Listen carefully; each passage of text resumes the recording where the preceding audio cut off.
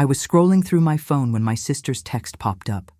"You're babysitting the kids next week while we're in Hawaii."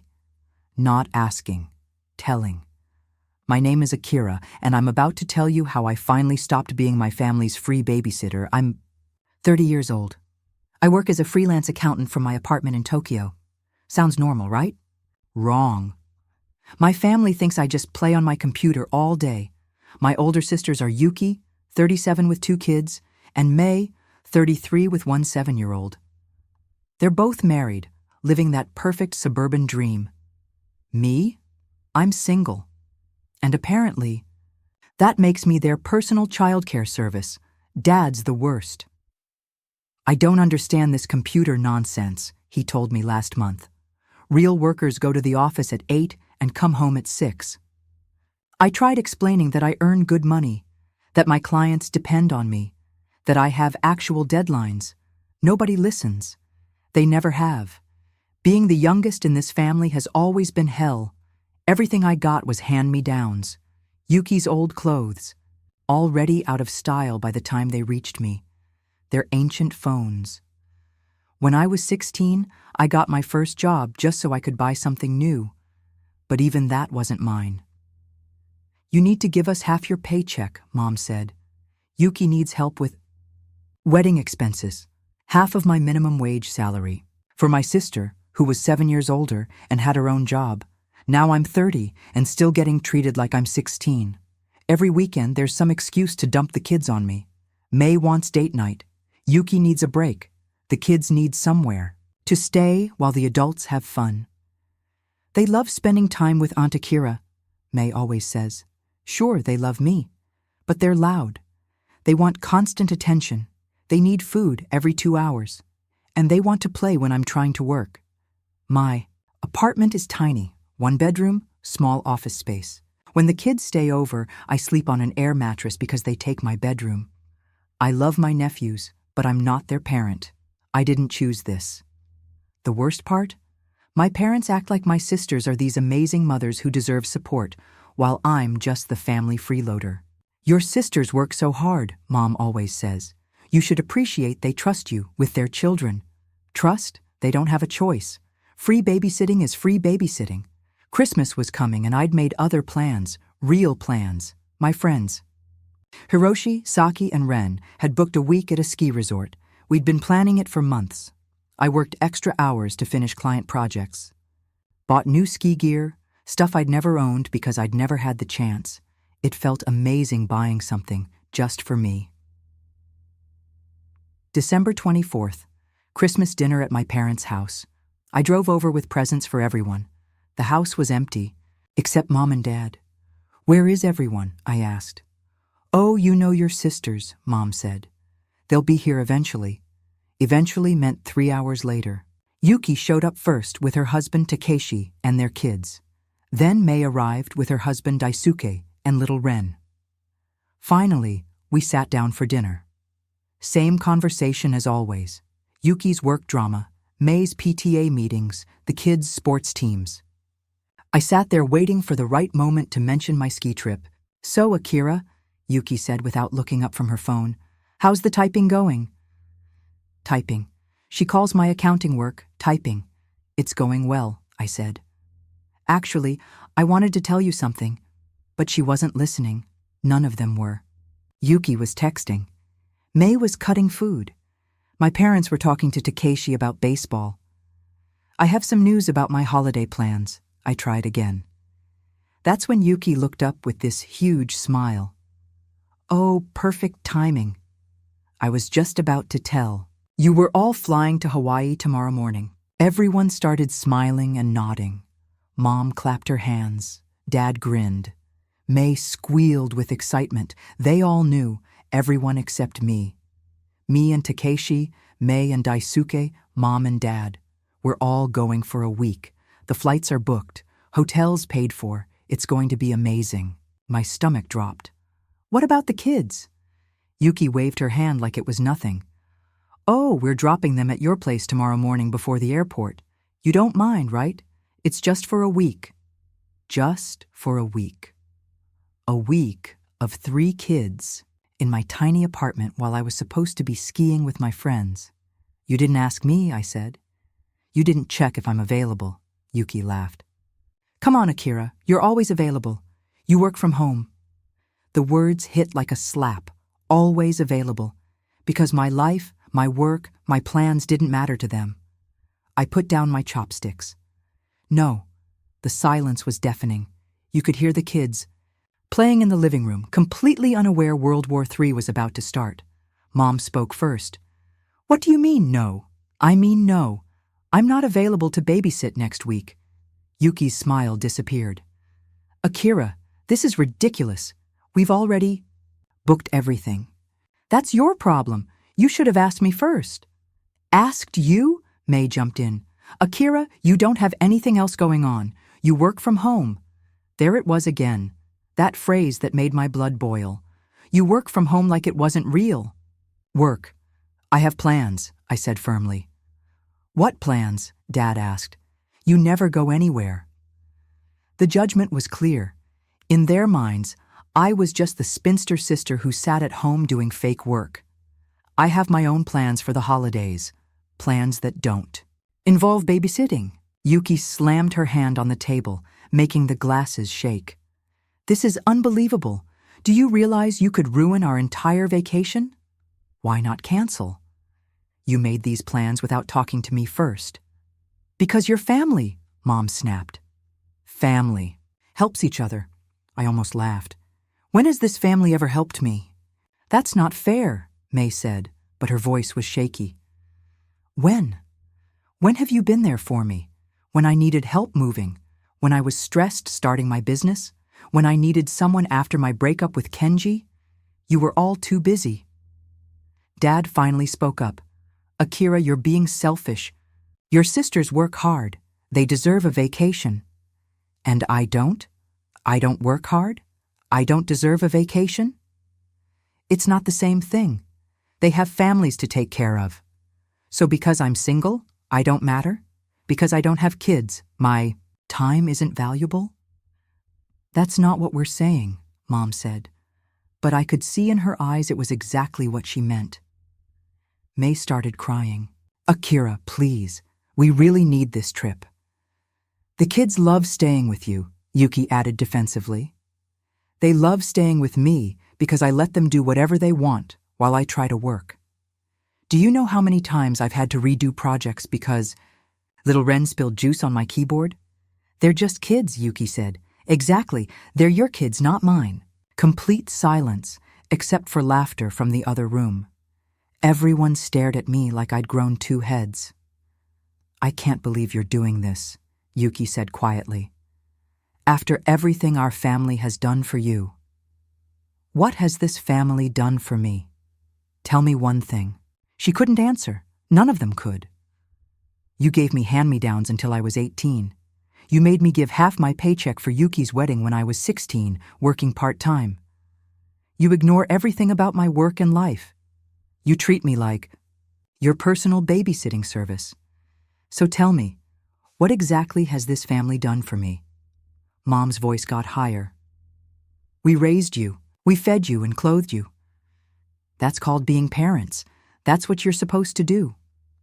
Yuki stood up. Fine. If that's how you feel, maybe you shouldn't come to family events anymore. Maybe I shouldn't. Akira, Mom said in her warning voice. Don't say things you'll regret. I'm not saying anything I'll regret. I'm saying I'm tired of being treated like hired help instead of family. That's not true, Dad said, but he wouldn't look me in the eye. When's the last time anyone asked how I'm doing? When's the last time anyone cared about my problems or successes? When's the last time anyone invited me somewhere without expecting free babysitting? Silence again. You're ruining Christmas. May sobbed. You're ruining everything. I'm not ruining anything. I'm finally standing up for myself. This is ridiculous, Yuki said. We're not asking for much. It's 1 week. 1 week I already have plans for. What plans? Mom demanded. Tell us what's so important you can't help your family. I looked around the table. Yuki furious, May sobbing, Mom ready to explode. Dad shaking his head in disappointment. These people didn't care about my plans.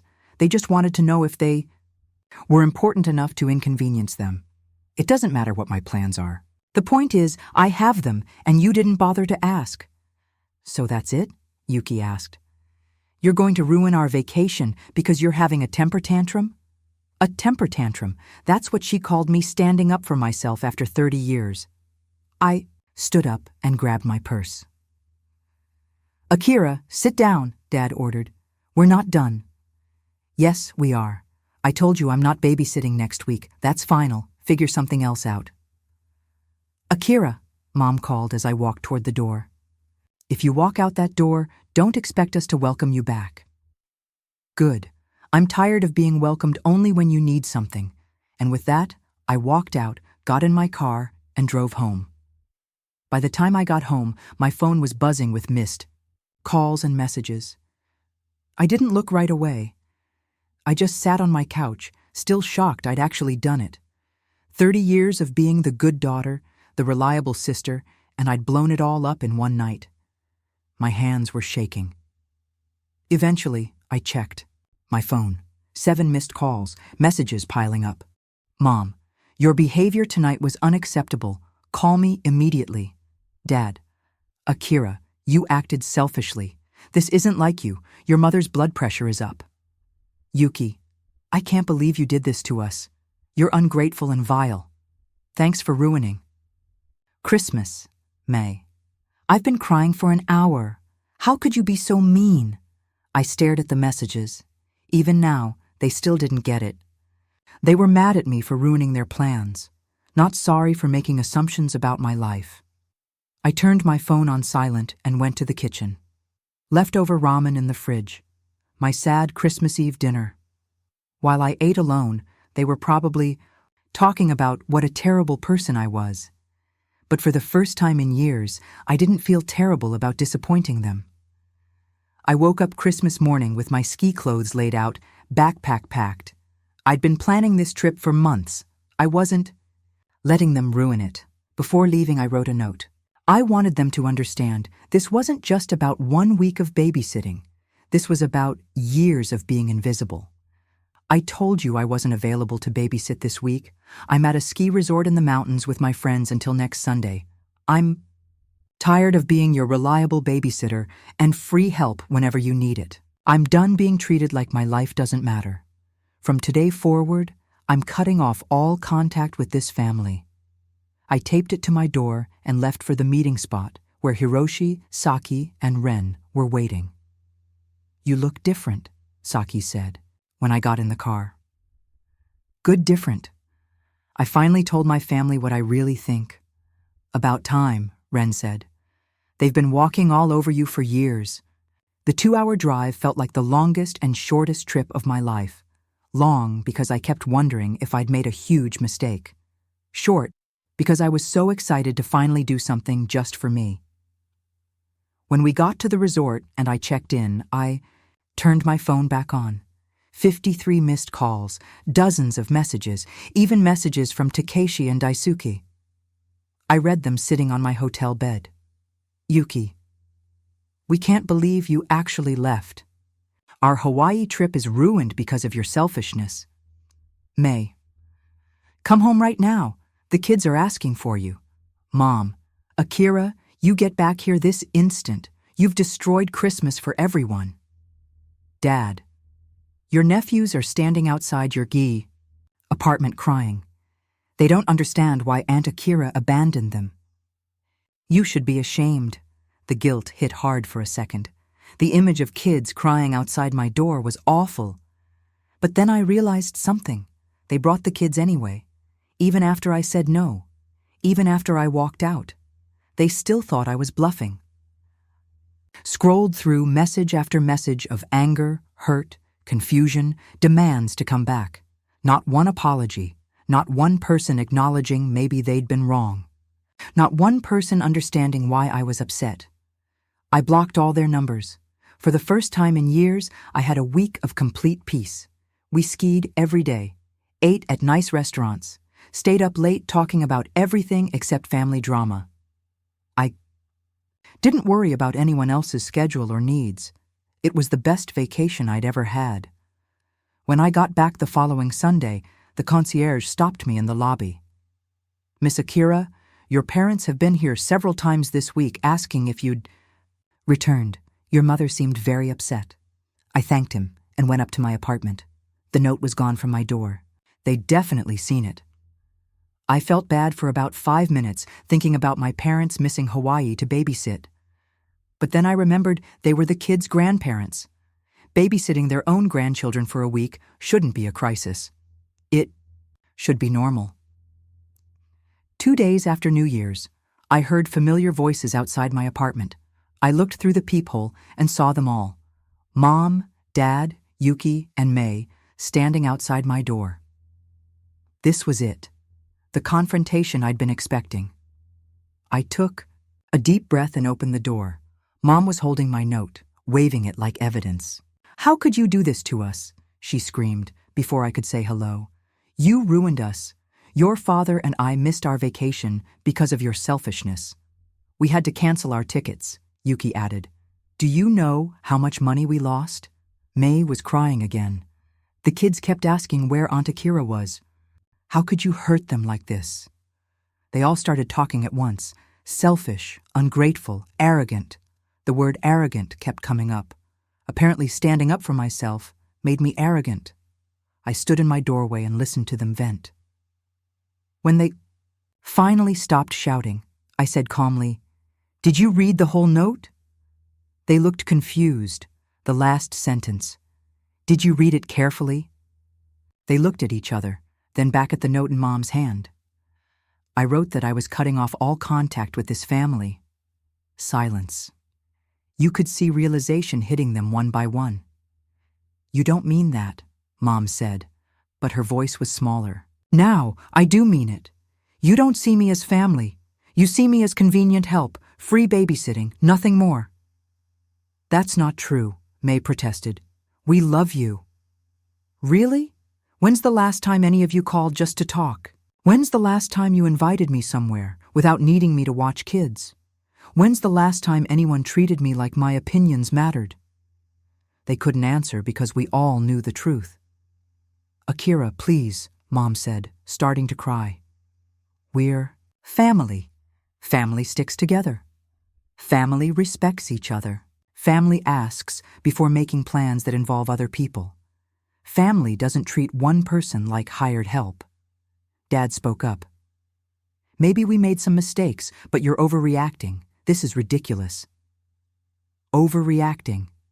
I spent my entire childhood getting your leftovers, your attention, your resources, your respect.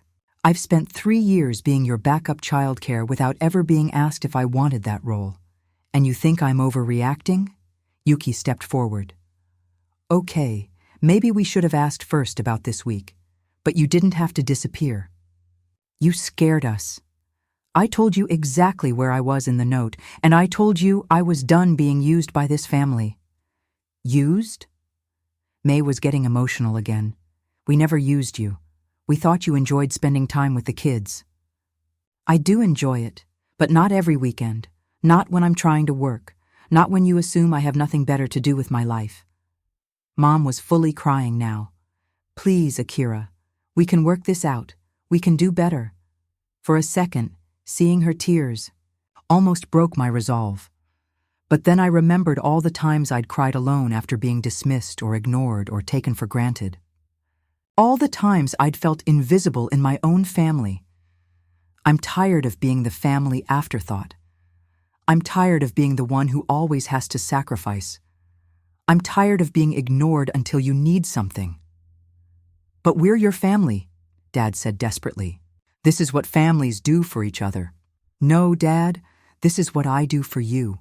What has anyone in this family ever done for me?" The silence stretched on. Even they couldn't pretend anymore this relationship had been equal. "I want you all to leave now." "Akira, please," Mom started. "Leave and don't come back." They stood there another minute, looking shocked and lost. Finally, they turned and walked toward the elevator. Mom's sobs echoed in the hallway until the doors closed. After they left, I called the concierge. Please don't let any members of my family into the building anymore. Over the next few weeks, relatives I barely talked to started calling. Aunt Sachiko, Uncle Hiroshi, my cousin Natsuki, all trying to convince me to make up with my family. I didn't listen to their guilt trips, I just hung up. Then my family started posting old photos of me on social media. Pictures from when I was a kid with captions like, "Missing Akira so much," and "Love you always, baby sister." I didn't respond to any of it. My birthday came in March. For the first time in years, I celebrated exactly how I wanted. Dinner at a nice restaurant with Hiroshi, Saki, and Ren. No family drama, no kids running around, no one making me feel guilty for wanting to enjoy my own birthday. When I got home that night, the concierge handed me a package. Expensive handbag, beautiful flowers, card signed by everyone. The next morning, I called a courier service and had it all delivered back to my parents' house. I didn't want their guilt gifts. 4 months passed. 4 months of peace. No unexpected babysitting requests, no family drama, no one treating me. Like my time didn't matter. I started feeling better about myself, more confident. I took on bigger clients, raised my rates, even started dating again. Without the constant stress of family obligations, I had energy for my own life. Then I got an email from Yuki, a long email. She wrote about how the whole family regretted what happened at Christmas, how they'd been talking about it at every family dinner since, how they realized they'd been wrong to ignore my feelings and take me for granted all these years. She admitted they'd been treating me unfairly. She said the kids missed me and asked about me all the time. She said she missed me too. I read it 3 times. For the first time since this started, someone in my family had actually apologized. Someone had actually acknowledged they'd been wrong. I thought about it for 3 days. Part of me missed them too, especially the kids. Part of me wanted to believe they could change. But I also remembered how good these 4 months had been. How much better I felt about myself when I wasn't, constantly being used and dismissed. Finally, I wrote back, just a short email. I'm not ready for reconciliation yet. I need more time to figure out if I want you back in my life, and if so, what that would look like. When I'm ready, I'll contact you. Please don't contact me again until then. I sent it, and felt relieved. I wasn't slamming the door forever, but I wasn't opening it either, not yet. These days, I'm living my life on my own terms. I talk to friends who actually care about me. I date when I want to. I take vacations without asking permission. I work with clients who respect my expertise. I've stayed in touch with a few relatives who supported me through all this. Aunt Sachiko eventually came around, and my cousin Natsuki told me she was proud of me for standing up for myself. Do I miss my family sometimes? Yeah, I do, especially the kids. But I don't miss feeling invisible.